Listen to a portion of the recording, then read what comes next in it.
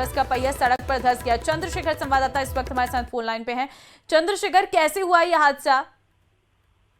देखिए, आज सुबह जब ये बस जा रही थी स्कूल अपने जो है छात्रों को छोड़ने के लिए, इस दौरान जो है ये घटना सामने आई है। सबसे बड़ी बात करें तो पूरे शहर में जो राज्य स्तरीय समारोह चल रहा है उसको लेकर सड़क के नवीनीकरण का कार्य चल रहा है, पेच वर्क चल रहा है, लेकिन जिस तरह से लिपापोती की जा रही है उसकी पोल कहीं ना कहीं ये खुली है। सड़क किस तरह से जो है अंदर से खोखली थी कि बस का पूरा पहिया लगभग जो है अंदर धंस गया और जो सड़क जो है सड़क पर बस बैठ गई।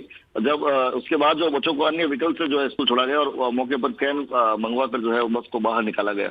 अगर बात करें तो जो गुणवत्ता को लेकर जो खिलगाड़ जो लगातार सड़कों को लेकर किया जा रहा है उसकी पोल कहीं ना कहीं खुलकर सामने आई है। जी ठीक है, बिल्कुल ये साफ नजर आ रहा है, लेकिन जिस तरह से सड़कें यहाँ पर बनाई जा रही हैं, किसी तरह का कोई हादसा तो नहीं हुआ? बच्चों को कोई चोटें तो नहीं आई है? देखिए, चूंकि ये तो गनीमत रही कि जो गड्ढा था वो छोटा था, सिर्फ जो गाड़ी का पहिया था वही अंदर धंसा। अगर ये पूरी बस अगर आगे का हिस्सा या कोई ज्यादा अंदर चली जाती तो बिल्कुल बस पलट भी सकती थी और बड़ा हादसा हो सकता था। बहुत धन्यवाद आपका तमाम जानकारी के लिए चंद्रशेखर।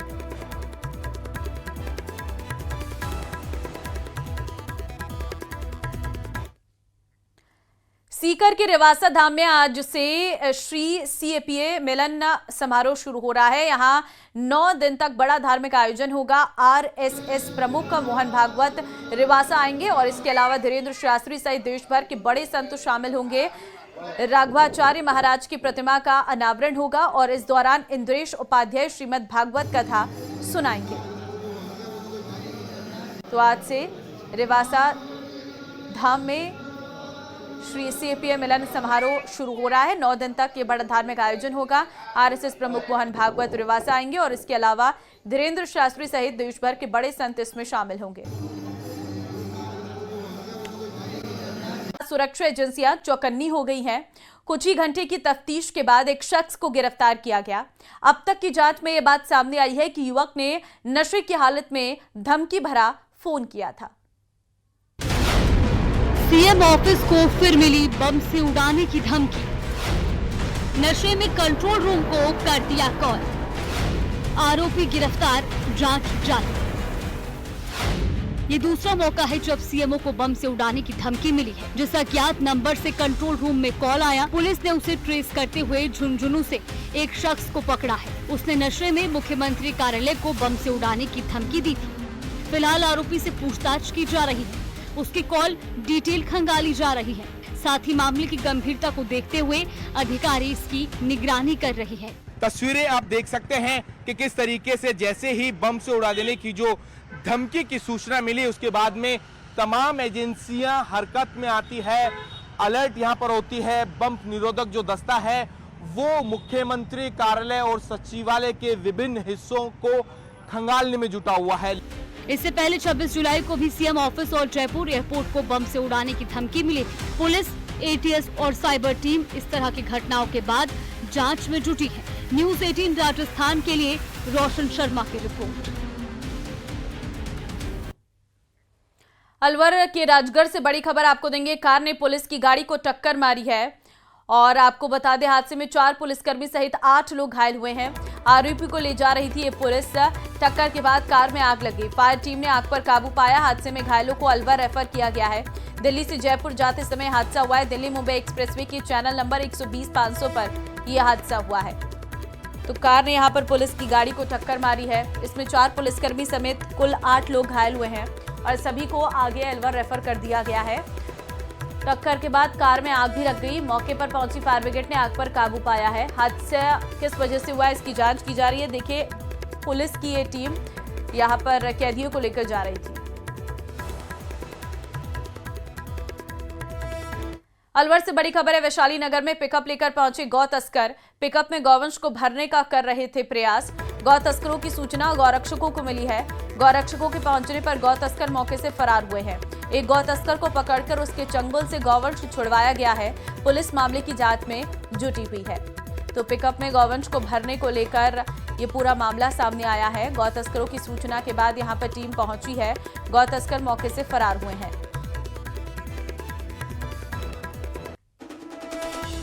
1:04 की सूचना थी। एक महिला ने वहां से हमें सूचना दी वैशाली नगर से कि भैया यहाँ से कुछ गौवंशों को उठाया जा रहा है और आप या तो पुलिस को सूचना कर दो या फिर जैसे भी होता है इस प्रक्रिया को रोकें। जैसे ही हमने पहले तो पुलिस को सूचना दी, पुलिस को, और हम दोनों लगभग सेम टाइम पर वहाँ पहुँच गए और हमको देख के जैसे ही गौ तस्कर भागने लगे, हमें सूर्यनगर वैशाली नगर जो रीजन लाइब्रेरी कोचिंग है, यहाँ से सूचना मिलती है कि कुछ गौ तस्कर पिकअप गाड़ी से आए हैं और गाय को भर रहे हैं। राजस्थान की सरकारी भर्तियां मेहनत करने वालों के लिए नहीं बल्कि धंधेबाजों के लिए सुनहरा मौका बन चुकी है। यह हम नहीं कह रहे हैं बल्कि एसओजी की ताजा कार्रवाई इसे साबित कर रही है। खुलासा हुआ है कि रीट का पेपर करोड़ों रुपए में बिका, डिग्री नकली, फोटो हस्ताक्षर फर्जी भी नकली मिल पाए हैं। एसओजी ने कार्रवाई करते हुए करीब 121 टीचर्स पर केस दर्ज किया है जो धांधली के खेल में शामिल रहे हैं।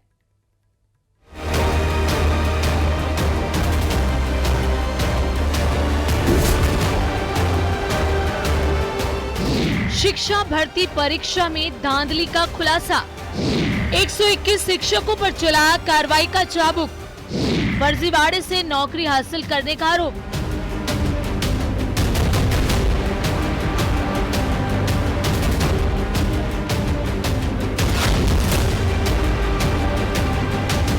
प्रदेश की सरकारी नौकरियों में फर्जीवाड़ा अब सीधा संगठित माफिया का खेल बन चुका है। रीट से लेकर एसआई भर्ती तक हर परीक्षा में पेपर लीक, फर्जी डिग्री से नौकरी हासिल करना, डमी कैंडिडेट बैठाना जैसे चलन सा हो गया है। शिक्षा निदेशालय की रिपोर्ट के आधार पर एसओजी ने रीट 2018 और 2022 में फर्जी तरीके से नौकरी पाने के आरोप में 121 शिक्षकों के खिलाफ मुकदमा दर्ज कर लिया है। गौरतलब है कि राज्य सरकार ने शिक्षा विभाग को पिछले 5 साल में हुई भर्तियों की जांच रिपोर्ट एसओजी को देने के निर्देश दिए थे। एसआई भर्ती का मामला हो, सहायक शिक्षकों की भर्ती का मामला हो या दूसरी प्रतियोगी परीक्षाओं का मामला हो, एसओजी लगातार जांच कर रही है। 200 से अधिक अपराधी अब तक गिरफ्तार हो चुके हैं और अब सरकार ने तय किया है कि पिछले 10-15 साल में जितनी प्रतियोगी परीक्षाएं उन सब की जांच कराई जाएगी और उसी के परिणाम स्वरूप अध्यापक भर्ती का प्रकरण अभी 2 दिन पहले एसओजी द्वारा खुलासा किया गया। सत्ता में आने से पहले ही बीजेपी की भजनलाल सरकार ने पूर्ववर्ती गहलोत सरकार में हुई भर्तियों की जांच कराने की बात कही थी। यही वजह है कि सत्ता में आने के बाद सरकार ने जांच के लिए कई कमेटियों का गठन किया और जांच का नतीजा सबके सामने है। प्रारंभिक शिक्षा निदेशालय बीकानेर ने जांच के लिए प्रत्येक संभाग पर 4 सदस्यीय कमेटी बनाई थी। जांच में पता चला कि नौकरी करने वाले और परीक्षा देने वाले अलग अलग कैंडिडेट थे। कुछ मामलों में फोटो और हस्ताक्षर भी मैच नहीं हुए। डिग्री और रिट प्रमाण पत्र भी संदिग्ध पाए गए। इतना ही नहीं, इस बात का भी शक है कि रिट पेपर 1.03 करोड़ रुपए में खरीदा गया। फिलहाल विभाग ने 2 जांच रिपोर्ट एसओजी को भेज दी है, लेकिन इन सब के बीच सबसे हैरानी की बात यह है कि इसमें 95% शिक्षक जालौर जिले से हैं, जिसे पेपर लीक माफिया का गढ़ माना जाता है। 121 शिक्षकों में से जालौर के 114, उदयपुर के 4, पाली के 2 और जयपुर का 1 शिक्षक शामिल है। शिक्षा विभाग की जांच रिपोर्ट के आधार पर एसओजी ने 2 एफआईआर दर्ज कराई हैं, जिसमें पहली एफआईआर में 49 और दूसरी एफआईआर में 72 शिक्षकों के खिलाफ एसओजी ने केस दर्ज किया है। अब तक की जांच में 297 नियुक्तियां संदेह के घेरे में हैं। अब तक मामले में 4 एफआईआर दर्ज कराई जा चुकी हैं। आइए अब आपको पूरा मामला बताते हैं। 11 फरवरी 2018 को रिट लेवल 1 और 2 में पेपर लीक के आरोप लगे थे। पेपर लीक होने के कारण रिट 2021 रद्द कर दी गई। तत्कालीन कांग्रेस सरकार ने 2022 में रिट का आयोजन किया। एसओजी का दावा है कि 2018 और 22 में पेपर लीक समेत कई धांधली हुई। शिक्षा विभाग के आदेश पर एसओजी ने आरोपी टीचर्स के खिलाफ कई गंभीर धाराओं के साथ नकल विरोधी कानून 2022 के तहत केस दर्ज किया है। ये सिर्फ पेपर लीक या डिग्री घोटाला नहीं, ये सरकारी नौकरी की कुर्सी को खरीद फरोख्त का बाजार बना देने वाला खेल है। जब तक माफिया और सिस्टम की मिलीभगत पर असली वार नहीं होगा, ईमानदार अभ्यर्थी बाहर और फर्जीवाड़ा अंदर रहेगा।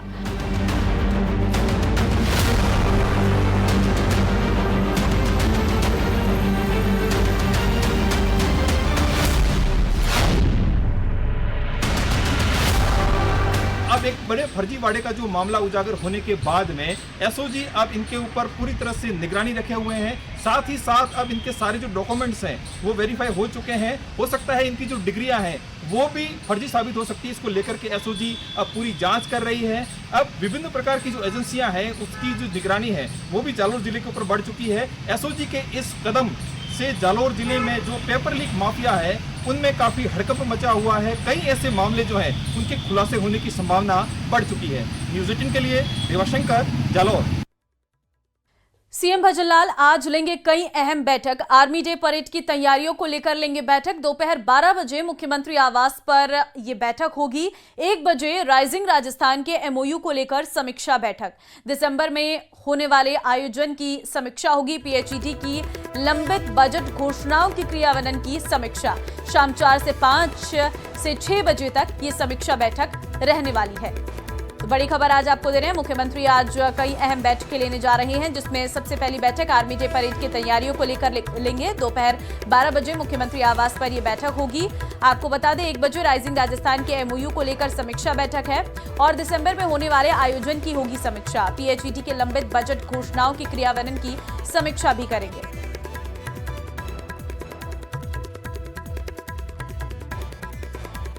सीकर जिले के फतेहपुर के बिरानिया में बिजली लाइन का फॉल्ट सही करते समय करंट की चपेट में आने से लाइनमैन कृष्ण कुमार की मौत ने मामले ने तूल पकड़ लिया है। इस मामले में रात को परिजनों और ग्रामीणों ने शव बिजली निगम कार्यालय के बाहर एम्बुलेंस में रख दिया और धरना शुरू कर दिया। मामले में दोषी अधिकारियों के खिलाफ कार्रवाई की मांग की जा रही है और उसके साथ ही मुआवजे की भी मांग है। घायल लाइनमैन का 5 दिन से जयपुर में इलाज चल रहा था, जहां सोमवार को सुबह दम तोड़ दिया। रात को शव फतेहपुर पहुंचने पर ग्रामवासी फिर से बिजली निगम कार्यालय के सामने धरने पर बैठ गए। ग्रामीणों का आरोप है कि बिरानिया गांव में बिजली निगम की लापरवाही के कारण 28 वर्षीय लाइनमैन कृष्ण कुमार मेघवाल हादसे का शिकार हुआ।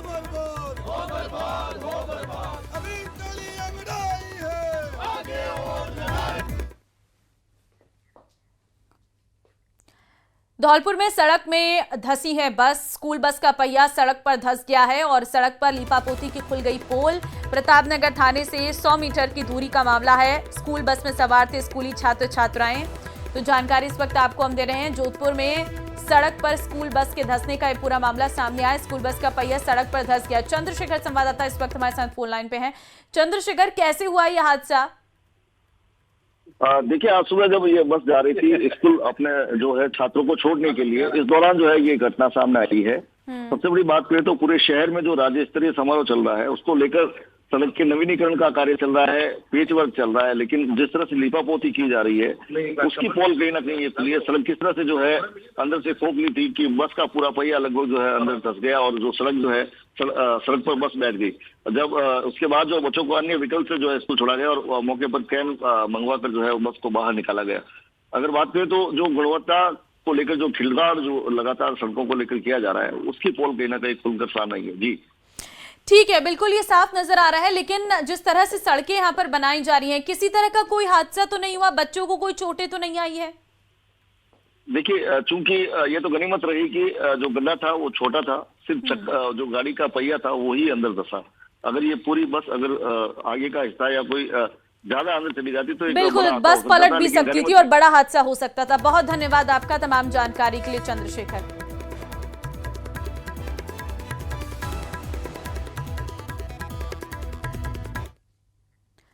सीकर के रेवासा धाम में आज से श्री सीएपीए मिलन समारोह शुरू हो रहा है। यहां 9 दिन तक बड़ा धार्मिक आयोजन होगा। आरएसएस प्रमुख मोहन भागवत रेवासा आएंगे और इसके अलावा धीरेन्द्र शास्त्री सहित देश भर के बड़े संत शामिल होंगे।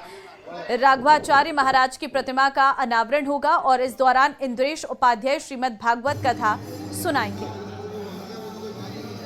तो आज से रेवासा धाम में श्री सीएपीए मिलन समारोह शुरू हो रहा है। 9 दिन तक ये बड़ा धार्मिक आयोजन होगा। आरएसएस प्रमुख मोहन भागवत रेवासा आएंगे और इसके अलावा धीरेन्द्र शास्त्री सहित देश भर के बड़े संत इसमें शामिल होंगे।